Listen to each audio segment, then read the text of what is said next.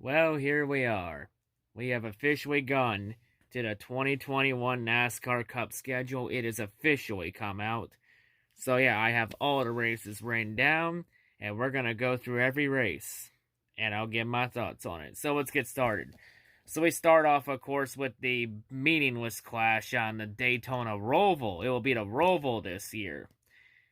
And it will be on a Tuesday night. It will be the Tuesday after the Super Bowl. So like 2 days after Super Bowl 55 is concluded, we're jumping right into the NASCAR season. And this will officially start off Daytona Speed Week. Normally it'd be Speed Weeks and it consists of 2 weeks. Now it just consists of 1 week. So yeah, we got the meaningless clash at the Daytona Roval. So this just went from being a bonus practice session for the Daytona 500 to just being a meaningless race. Wonderful. And yeah, for anyone that wants to defend this race and say this race has meaning, wake me up when they put points on the line in this race. When they put points on the line in this race, then we'll talk. How about that? So then after that, of course, then we would have the qualifying for the 500, the practice sessions, the duels, of course. And yeah, you get the point. And then after that, on Valentine's Day, we will have the Daytona 500, which I believe is also on President's Day weekend. So yeah, the 500 happens a week after the Super Bowl. So yeah, Daytona, we start the season on Valentine's Day. There's no such thing as a perfect Valentine's Day. The lie detector's determining that is a lie. So yeah, then after Daytona, we will be staying in the state of Florida and heading straight to Homestead. So within 2 years, we have gone from Homestead being the championship race to now the second race of the season. At least this time, Homestead isn't in hurricane weather or during the middle of hurricane season. So there's a plus. And yeah, plus for a lot of people that go to the Daytona 500, they usually take the 2 weeks to go on vacation. By now having Homestead be the week after Daytona, they can still do their 2-week vacation. They just gotta travel a couple hours down south to South Beach. So yeah. So then after Homestead, we would then start the West Coast swing. So we would have Auto Club. It would still be the 2-mile configuration. They ain't going to that short mile Hot Wheels track configuration until 2022. And let's be real, I saw the configuration. Let's be honest. The configuration they have planned for Auto Club with straightaways as long as Martinville's and then banking the size of Bristol. The track looks like something you see off fucking Hot Wheels. So yeah, after Auto Club, we then go to Las Vegas, and then we go to Phoenix. I'm still wondering why Sonoma isn't part of the West Coast swing. At least give us an early season road course test. So then after Phoenix, we then go to Atlanta. And then after Atlanta, we go to Bristol on a Sunday. But this ain't your normal Bristol race. This will be a Bristol race run on dirt. For the first time in 51 years, we will have a dirt track race in the Cup Series. So what they're gonna do for Bristol is they're gonna throw a shitload of layers of dirt on the track, and we're gonna let the cars race in the dirt. Well, I mean, we wanted a dirt race on the Cup schedule, and well, we got a dirt race. Although it's not quite the race we expected, but it'll be interesting. Maybe it'll work, maybe it don't work. We don't know. We're just gonna have to, folks, wait and see. And for anyone crying wolf about it, just sit down and sip your beer and shut up. And just let it happen first. Quit your fucking bitching, you negative fucking pussies. So then after Bristol, we then have an off week for Easter weekend. After the off week, we then go to Martinsville. And Martinsville will be a night race on Saturday. Then after Martinsville, we then go to Richmond, which will be a Sunday afternoon race. Because Richmond in the day is a hell of a lot better than Richmond at night. I'm honestly surprised that NASCAR's not trying the dirt track race at Richmond too. Because it seems like for the Bristol dirt race, NASCAR just looked at what they did with NASCAR Heat 3, Heat 4, and Heat 5 with that Extreme Dirt Series, where they had Richmond and Bristol as a dirt race in those series. They looked at Bristol as a dirt race and they're like, yeah, let's try this. Let's try this in the Cup Series. What could possibly go wrong? So then after Richmond, we then go to Talladega. And then after Talladega, we go to Kansas. And then after Kansas, we go to Darlington. This is not the Southern 500, though. This Darlington race will be I believe it's going to be a 400-mile race. They haven't confirmed it yet. But I imagine it's probably going to be 400 miles. So, and yeah, the Southern 500 will be later on in the schedule. So for the first time since 2004, Darlington will play host to 2 Cup races. Officially. Well, last year, Darlington wasn't supposed to have 3 Cup races, but the current pandemic changed everything. But yeah. So yeah, then after Darlington, we then go to Dover, and this will be the one and only race at Dover this year. And it's the Spring Dover race, so only one stop at Dover this year. Well, technically, the Bristol Dirt is our first new track of the season. Sort of. So, but this one, we get our real first official new track of the season. So after Dover, we then go to Austin, Texas, to the track called Circuit of the Americas, which is almost a 3.5 mile road course. So yeah, we have our first new track on the schedule. It's the first time NASCAR will ever go to Circuit of the Americas. Now, if anyone's wondering, Circuit of the Americas, this is the road course track that F1 races at when they do the United States Grand Prix. Until next year. I believe next year F1's going to be doing their U.S. Grand Prix on the streets of Miami. Or unless they're going to postpone that a year. And IndyCar won't be returning to Circuit of the Americas. So really, that track really has nothing left. So yeah, NASCAR's now trying it out. So yeah, that's going to be an interesting race for sure. And it's another road course. So that will be the NASCAR's first road course race of the season. So then after Circuit of the Americas, we then go to Charlotte for the Coca-Cola 600. Alrighty. And then after the Coke 600, we then go to California to Sonoma. For the Sonoma road course, for the race at Sonoma. Not sure what configuration it's going to be. If it's going to be the configuration we ran in 2019, or if we're going back to the 1.99 mile configuration. So that's going to be something to keep an eye on. So then after Sonoma, we then have the meaningless All-Star race. And this time, it will take place at Texas. Why in the literal fuck are we bringing the meaningless All-Star race back to a 1.5 mile track? And why the fuck are we picking Texas of all tracks? Texas has gone downhill ever since they reconfigured the track. Like, Texas, ever since they reconfigured the track, went from being one of the most exciting races of the season to one of the most unwatchable races of the season. And let's be real, for anyone that wants to defend the All-Star race and say the race still has meaning, wake me up when they put points on the line. Like the Clash, when they put points on the line in the All-Star race, then we'll talk. How about that?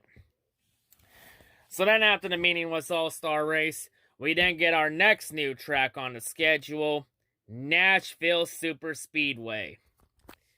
First time in a decade NASCAR goes back to Nashville Superspeedway. Of course, Xfinity and Trucks ran there before. It's 1.3 miles. So yeah, that's going to be interesting. Nashville's getting a cup date. And it's a track that they're just bringing back from the dead, because that track's been closed for a long time. And it's now back from the dead just like that. Honestly, part of me feels like this is just a ploy so that Nashville can get off their asses and start renovating and getting Nashville Fairgrounds ready. Since NASCAR has a lot of interest in going back to Nashville Fairgrounds, but hey, it'll still be good to go to see Nashville Superspeedway in the Cup Series. But yeah, so after Nashville, we then have the doubleheader at Pocono. And both races will still be on the oval configuration. Why? Just why? Why are we still doing the oval configuration? Honestly, and why the hell was Pocono still getting fucking 2 dates? honestly, I'd like the Pocono doubleheader a lot better if one race took place on the oval, and then the second race takes place on the Pocono roval. Because fuck it, since NASCAR's adding more rovals to the schedule, I say chase the trend and add another oval in Pocono. Because Pocono races are almost unfucking watchable. Like, honestly, if you put a Pocono roval in there, the race might be watchable. But yeah, I like the Pocono doubleheader a lot better if one race took place on the oval configuration. Actually, it's not really an oval configuration, it's a triangle. I'd like it better if we did one race on the triangle configuration, and then we do the second race with the inverted field on the roval. Or the road angle. If we're gonna call it that. But yeah. Anyway, after the Pocono doubleheader, we then get our next new track on the schedule. Road America is finally getting a cup date. The 4-mile road course that Indy cars competed on a couple times, and Xfinity Series has also competed at Road America too. And this race is happening on the 4th of July, because there's nothing more American than running a NASCAR race on America's national holiday on a track that has the word America in it. Road America on America's national holiday. Doesn't get more American than that. America. Fuck yeah. So then after we go to Road America, we then go back to Atlanta. So for the first time since 2010, Atlanta's getting 2 cup dates. Interesting. I honestly didn't think Atlanta would get another cup date. I thought Atlanta was going to be stuck at 1 cup date forever. So then after Atlanta, we then go to New Hampshire. And then after New Hampshire, we then have we would then be off for the next 2 weeks for these Summer Olympics. Because normally the Summer Olympics would have happened in 2020, this year. But with the current pandemic, the Olympics are being postponed until summer 2021. And by that point, the season will be on the NBC side of the broadcast. And NBC has the broadcasting rights for the Olympics. So yeah. So we're taking the 2 weeks off anyway. So then after the 2 weeks off, we then return with a race at Watkins Glen. Watkins Glen comes back to the schedule. And then after Watkins Glen, we go to Indianapolis, the Brickyard. But this Indianapolis race will be different, as this race will be the Indianapolis Roval. We're doing the road course at Indianapolis. So no more oval configuration. And NASCAR also breaks tradition, and this will eliminate the Brickyard 400.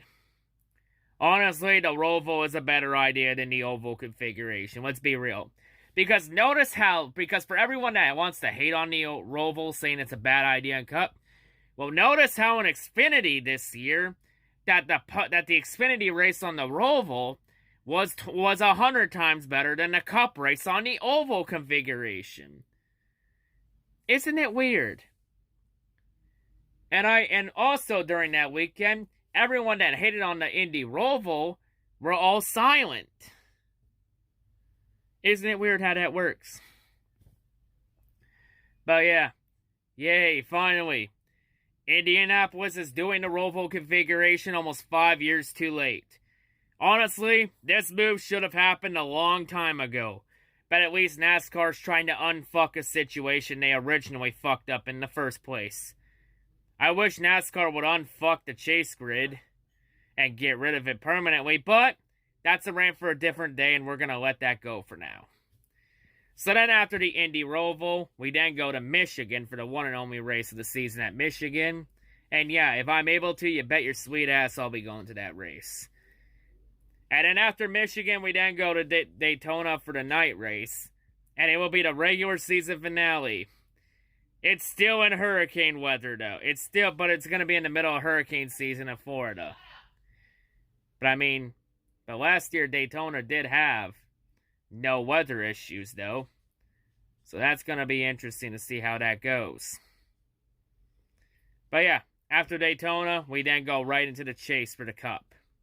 So the first round of chase, it's the same as 2020. We would have the Southern 500 at Darlington. The throwback weekend tradition will continue. Then we have Richmond on Saturday night, and then we have the Bristol night race on Saturday. So nothing changes there. The second round, the round of 12, same as 2020. It would be Las Vegas, then Talladega, and then the Charlotte Roval. Round of 8 has one change. Texas will now open up the round of 8, and then Kansas will follow after. So, Kansas and Texas will swap spots in the chase from 2020. Because in 2020, Kansas will open the round of 8, but then 2021, it will be Texas opening it. So then after Kansas, we then have Martinsville as the cutoff race, and then the championship race will remain at Phoenix. So overall for this schedule, also with this schedule, it also means that both Kentucky and Chicagoland will not be hosting Cup races in 2021. Kind of sad that we're not going to Chicagoland, because Chicagoland is a pretty underrated track. It has produced a lot of good moments. At the same time, though, I'm happy that Kentucky's off the schedule. That race has been complete shit. The last 2 years, the last 2 races at Kentucky have been overrated as fuck. The only reason anybody said those races were good was because of the finish. And people only remember a race because of a finish. So yeah, that's gonna be... So yeah, it's good that Kentucky's off the schedule, but sad Chicagoland's not on there. And there's of course been a lot of reports that Chicagoland could close down and be demolished and turned to a residential area. That would be sad. That would be another NASCAR track that bites the dust. You know, but NASCAR did say, though, that this schedule is only the beginning. And that in the future years from 2022 and 2023 on, there's going to be a lot more changes to the schedule and more new tracks coming on. Potentially, Gateway could open up and become a track on a schedule. Maybe even we could add Iowa to the schedule, too. Maybe Iowa Gateway in the future. Maybe Eldora comes on the schedule in the future. You know, gonna be interesting. We're gonna have to wait and see what happens. But yeah, this schedule is a lot improved. There's a lot of mile and a half races are cut off. We got a dirt race for the first time in 50 years. Gonna be interesting to see. We also have 6 road course races. So yeah, let's place our bets here. I bet out of those 6 road course races, Chase Elliott probably wins half of those 6. And yeah, for all the Hendrick haters in here, yep, you bet your ass Chase Elliott and Hendrick are going to cheat their way to those wins. You bet your sweet ass it's going to happen. We got the spy cam ready to go. And now, for Hendrick, we just await for Kyle Larson to get the 48 ride. So Hendrick Dynasty 3.0 can get up and running. But yeah, anyway, before we close this video off, we have to talk about Kentucky and Chicagoland one more time. Because with them off the schedule, it means they arrived at the elimination station. And for that, they're gonna go somewhere different, because you can't miss an opportunity with this. Because for Kentucky and Chicagoland, for their failures of securing a date for 2021, their failures of producing good enough racing to stay on the calendar, their failures of being able to have good crowds, and their failures to stay relevant in NASCAR, consider their names written down in the death note, as their careers have been absolutely deleted.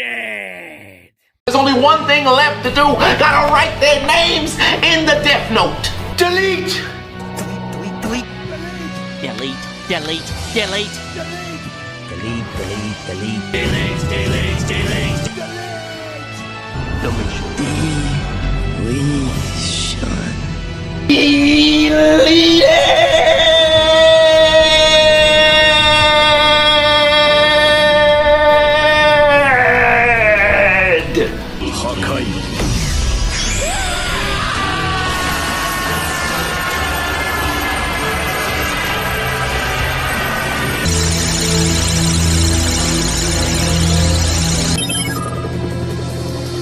You